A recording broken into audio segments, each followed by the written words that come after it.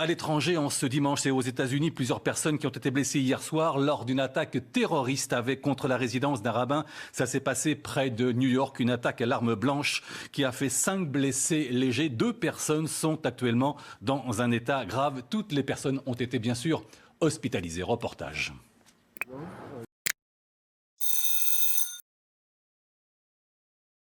À l'étranger, en ce dimanche et aux États-Unis, plusieurs personnes qui ont été blessées hier soir lors d'une attaque terroriste contre la résidence d'un rabbin. D'une attaque terroriste. Il a été arrêté à Harlem, donc à près d'une cinquantaine de kilomètres de l'endroit où se sont produits les faits. Pour l'instant, on n'en sait pas plus sur d'éventuelles motivations.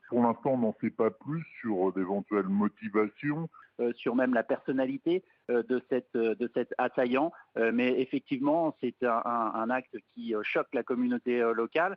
C'est une communauté de juifs hassidiques, donc ultra-orthodoxe, qui s'est implantée dans ce comté de Rockland.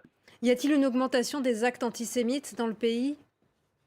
Écoutez, c'est ce qu'on craint, en tout cas c'est ce qu'on observe déjà à New York, et y compris ces derniers jours, puisque vendredi, par exemple, la police de New York avait décidé de renforcer à Brooklyn et dans le Queens certains immeubles, et notamment devant certaines synagogues, à la suite de la multiplication d'incidents antisémites rapportés ces derniers jours. Et puis évidemment, il y a toujours dans la région de New York l'incident, l'attaque du New Jersey qui avait fait 6 morts au total, dans des fusillades, dont les 2 suspects et un policier. Une attaque qui avait eu lieu dans un supermarché Kasher dans le New Jersey, donc le 10 décembre dernier. Les 2 suspects qui